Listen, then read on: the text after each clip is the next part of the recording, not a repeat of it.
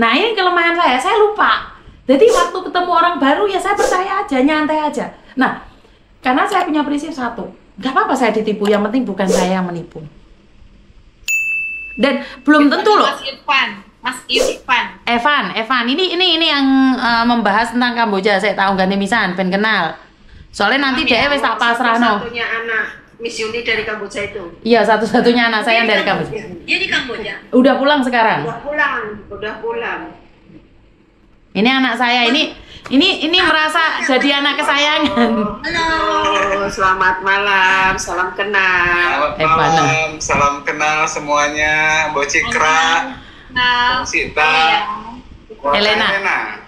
KC Elena. Iya. Miss Yuni, mak ini sering banget ceritain soal Mbok Cikra, Kak Elena, Kak Sita. Terima kasih. Dan Kita juga. Iya. dia juga kalau nggak cerita karena yang Miss Yuni, baik-baik emang. nggak kayak gini.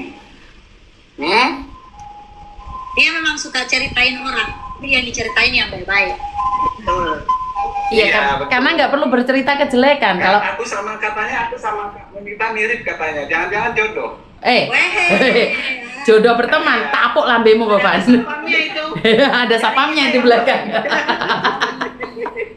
Nggak apa-apa bercanda ya.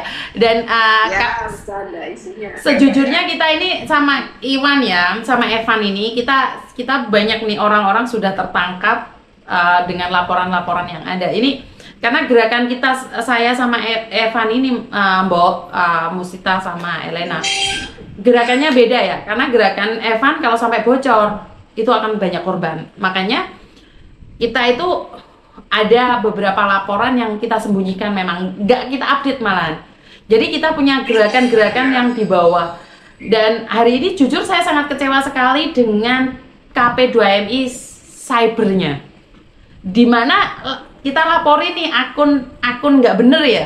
Jawabannya apa? Abaikan saja. Loh, lah kalau ngapain suruh lapor kalau ditulisin abaikan saja, Pak? Ini langsung saya komplain ke perlindungan. Dulu saya waktu datang itu katanya, Mbak Yuni sekarang itu ada cybernya KP2MI. Terus saya minta nomor langsungnya, ada nggak? Tidak, saya tidak dikasih. Dan saya coba, ternyata jawabannya apa, Mbak? Abaikan saja iklan-iklan yang tidak benar.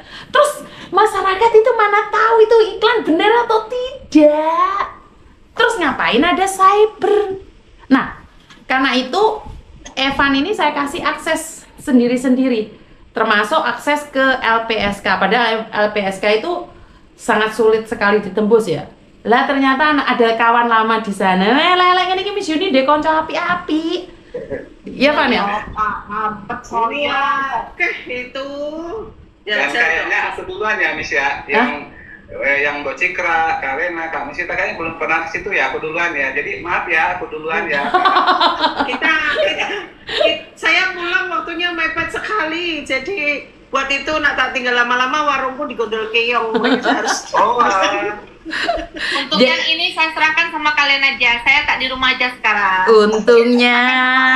Jadi Van, kamu tidak perlu bersaing dengan mereka. Mereka punya toko semua, jadi mereka tidak akan meninggalkan tempatnya begitu lama. Jadi yang paling bebas tuh kamu. Itu si Rita juga punya warung, jadi kamu wes bebas. Iya, nanti kamu ke sana. Bisa main ke tempat itu. Info nih, mumpung sekalian tersambung, yang apa ya kita sebutnya, yang mau pulang ya, kemungkinan hari Sabtu kemungkinan dia pulang Miss.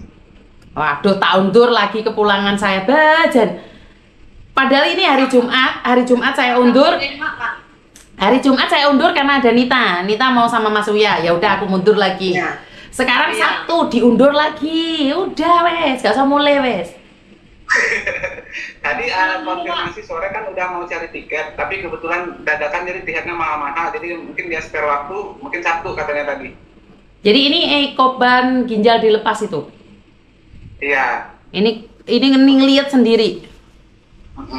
Dan hari ini admin saya down gara-gara dikasih lihat orang di. Ya Allah. Staf saya tiga down semua, drop semua 3. Oke. Kak siapa? Kak Ivan. Aku panggilnya Kak Ivan aja ya. Kak boleh ini dong, boleh diceritain dong biar bisa apa namanya, singkat aja gitu rentetannya mereka itu dari kesana sampai yang bisa di ginjalnya itu, prosesnya ininya itu kejahatannya mereka itu kayak gimana biar yang lihat itu bisa percaya. Ini kita cerita dari apa yang disampaikan sama teman-teman yang sekarang masih terjebak di situ ya, yang masih belum bisa pulang. Jadi kebanyakan orang-orang terjebak di dunia scam itu awalnya mereka dapat lowongan itu dari sosial media atau bahkan dari teman-teman sendiri yang mereka itu menawarkan kerja kayak di restoran atau di hotel atau di IT lah seperti itu. Dan itu tidak langsung diinformasikan kalau lowongannya itu di Kamboja, tapi mereka menyamarkan kayak di Thailand atau di Singapura atau di Malaysia. Nah, pada kenyataannya setelah di negara-negara tadi mereka akan dibawa ke perusahaan scam di Kamboja.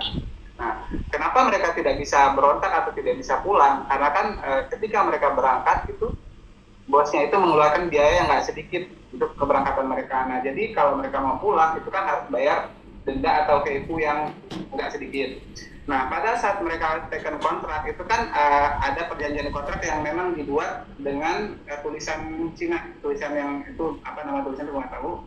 Nah, di dalam tulisan itu ada klausul yang mengatakan kalau ketika kita sudah masuk ke situ maka otomatis seluruh bagian tubuh kita ini sudah menjadi milik si perusahaan. Nah, jadi mereka itu sudah punya kuasa penuh atas apapun yang ada di diri kita gitu. Jadi ketika kalau kita nggak capai target atau apa, mereka perusahaan itu akan bisa ganti rugi, salah satunya dengan mengambil organ dalam itu. Itu semuanya tuh kayak gitu.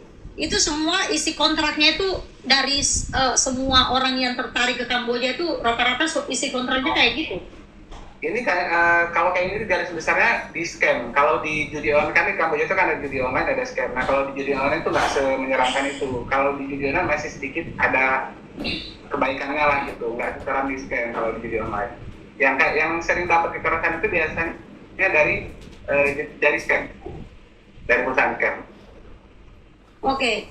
Satu lagi pertanyaanku, kan kalau misalnya kita mau ajuin visa kan itu di situ tujuan apa diajuin visanya itu sesuai dengan negara yang mau kita datengin. Nah, yang mau dikirim ke Kamboja ini apakah itu visanya, izin visanya itu kayak gimana, dimanipulasi kah atau memang izin visanya ke kedutaan Kamboja kayak yang ada di Indonesia atau gimana? Karena negara lain dulu ya Mas Ivan ya. Ya, jadi kan tujuannya kan kalau mau langsung ke Kamboja kan pasti sulit ya, nggak bisa dari imigrasi. Jadi mereka itu menyiasatinya dengan transit kayak di PL, Singapura atau di Thailand. Nah kebetulan kan kalau paspor kita kan ada bebas visa di beberapa negara ya, termasuk Kamboja kan. Jadi pas datang itu mereka pakai VOE kan, yang bisa on arrival itu yang free 30 hari. Nah setelah habis 30 hari itu biasanya mereka akan urus atau visanya itu dikonversi ke visa bisnis, biasanya seperti itu, yang izin tinggalnya lebih lama. Nah, kenapa mereka bisa bekerja di scam tadi? Karena kan di sini kalau judi online kan terdaftar, artinya kan boleh ya di sini. Nah, kalau scam kan enggak. Tapi pintarnya bos-bos pengusaha scam itu, mereka mengurus izin usaha itu pakai izin usaha kasino atau judi online. Tapi pada prakteknya mereka buka scam. Itulah kenapa pemerintah Kamboja itu kayak sulit mau berantas perusahaan scam itu ya, karena salah satunya itu mereka menyalahgunakan izin usaha. Jadi kan terdaftarnya di Kamboja izinnya kasino, tapi pada prakteknya mereka scam. Kalau judi online kira-kira ada potensi juga nggak? Maksudnya diambil ininya? Kalau di judi online, kalau untuk yang diambil organ itu setahu aku belum pernah lihat, belum pernah dengar. Cuman kalau kayak yang mendapatkan kekerasan itu ada, itu karena mereka yang salah. Misalnya kayak maling data, maling kantor, atau maling properti kantor. Nah itu biasanya mereka akan dapat punishment atau siksaan kalau di judi online. Ini jujur aja nih, saya ada ipar sepupu satu kali saya, suaminya itu sekarang ada di Kamboja. Katanya dia di operator dia cuma bilang operator. Saya bilang pasti operator judol, pasti saya bilang gitu. Saya kasih tahu, pasti suamimu operator judol. Udah jadi orang jahat di sana, aku bilang gitu.